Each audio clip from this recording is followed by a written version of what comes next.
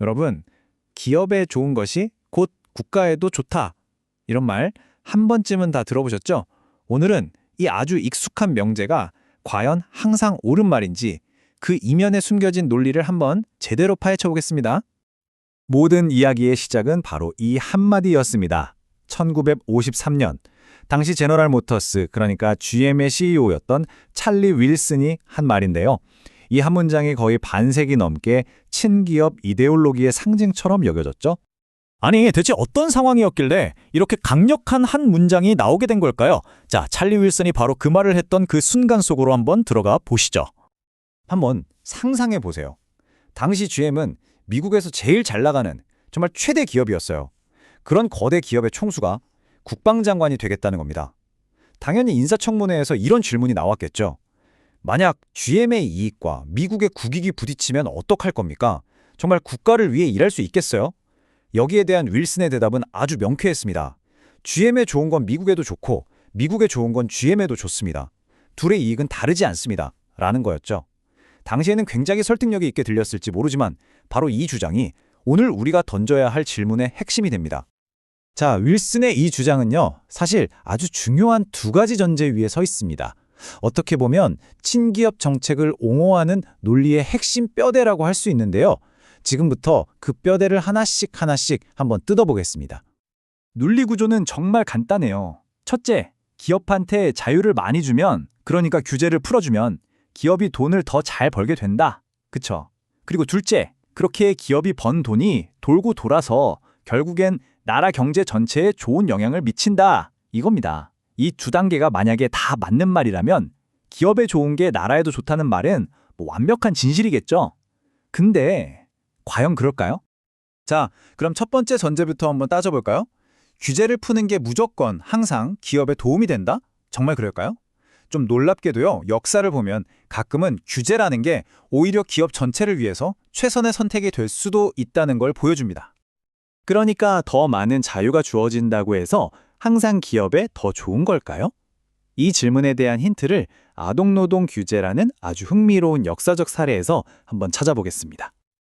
그때만 해도 많은 기업주들은 당장 값싼 노동력을 포기할 수가 없으니까 아동노동 규제를 당연히 반대했죠. 그런데 진짜 재밌는 건 일부 앞을 내다보는 자본가들은 오히려 규제에 찬성했다는 거예요. 왜 그랬을까요? 그 사람들은 본 거죠.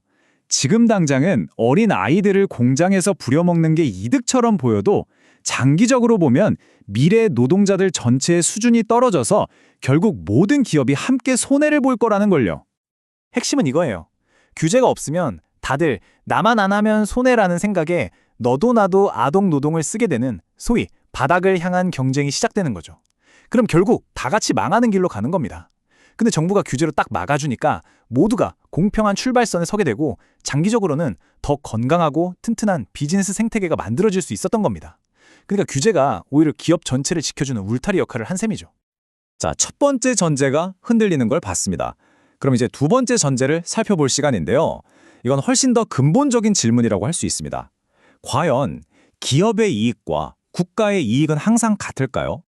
경제학에서는요, 바로 이런 상황을 설명하는 용어가 있습니다. 바로 시장의 실패라는 개념인데요. 쉽게 말해서 각 기업이 자기 이익만 열심히 쫓다 보면 이게 합쳐져서 사회 전체적으로는 오히려 나쁜 결과를 낳는 그런 상황을 말하는 겁니다. 가장 대표적인 예가 바로 환경오염이죠. 생각해보세요.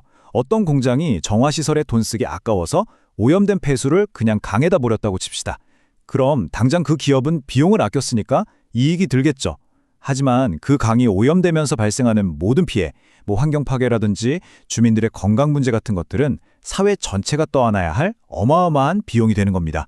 기업의 이익과 사회의 이익이 정면으로 부딪히는 순간이죠. 자, 이번엔 좀 더 복잡한 역사적 사례를 하나 볼까요? 1960년대 초반 우리나라의 LG, 그땐 럭키금속이었죠. 이 사례는요, 국가가 장기적인 발전을 위해서 기업을 어떻게 다른 길로 이끌 수 있는지를 아주 잘 보여줍니다. 1960년대 초반에요, LG한테 단기적으로 가장 돈이 잘 벌리는 사업은 방직산업이었어요. 기술도 별로 필요 없고 인건비도 싸니까요. 하지만 당시 정부는 국가의 미래를 봤습니다. 그래서 LG가 전자산업이라는 당장은 돈이 안 될 수도 있는 새로운 길을 가도록 유도했죠. 단기적으로 보면 LG에겐 손해일 수 있었지만 길게 봤을 땐 어땠을까요? 이 결정 덕분에 한국 경제가 저임금, 저기술 산업이라는 덫에서 벗어나서 지금의 첨단 기술 강국으로 도약하는 결정적인 발판을 마련하게 된 겁니다.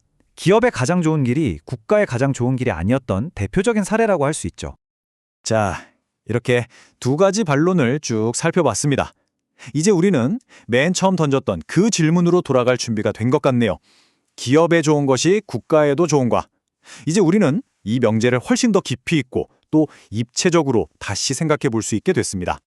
오늘 우리가 살펴본 것처럼 이 관계는 절대 A는 B다처럼 단순하지가 않아요. 어떨 때는 규제가 오히려 기업 생태계 전체를 지켜주기도 하고 또 어떤 때는 기업의 단기적인 이익이 국가의 장기적인 발전 방향과 전혀 다를 수도 있습니다. 시장의 실패는 언제든 어디서든 일어날 수 있는 거고요. 결국 핵심은 이겁니다. 기업과 국가의 이익은 원래부터 하나인 게 아니라는 거죠. 서로의 필요에 따라서 끊임없이 줄다리기를 하고 협상해야 하는 그런 관계라는 겁니다. 이 둘 사이에 건강한 긴장감을 유지하는 것, 그게 정말 중요한 거죠.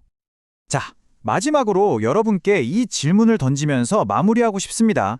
우리는 기업의 성공을 최우선으로 할 때 우리 사회의 다른 소중한 가치들을 과연 어디까지 양보할 준비가 되어 있을까요?